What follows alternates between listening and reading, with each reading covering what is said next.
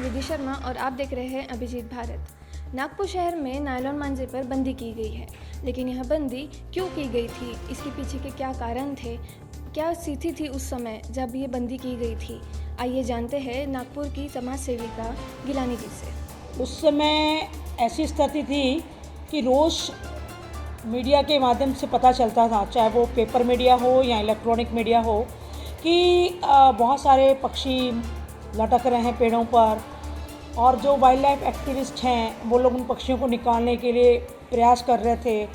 कई पक्षी बच पाते थे, कई पक्षी मर जाते थे।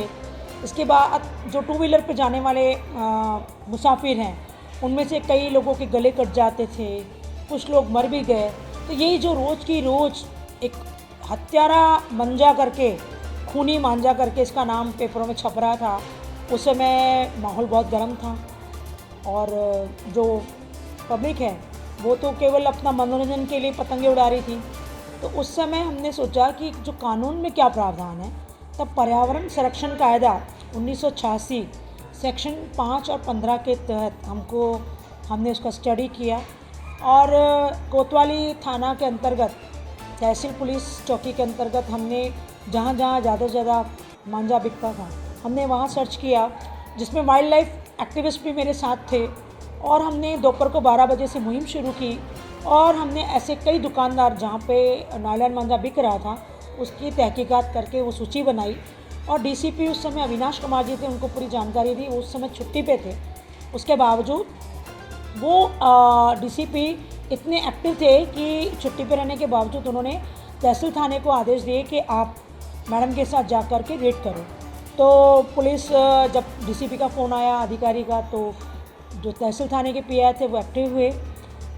वैसे वो एक्टिव हो नहीं रहे थे। जो रियलिटी बात है, पुलिस का भी रवैया थोड़ा उदासीन था, लेकिन उनके वरिष्ठों ने जब उनको आदेश दिया वो साथ में चले और एक साथ हमने 8 व्यापारियों के ऊपर पहली एफआईआर पूरे महाराष्ट्र में दर्ज करवाई।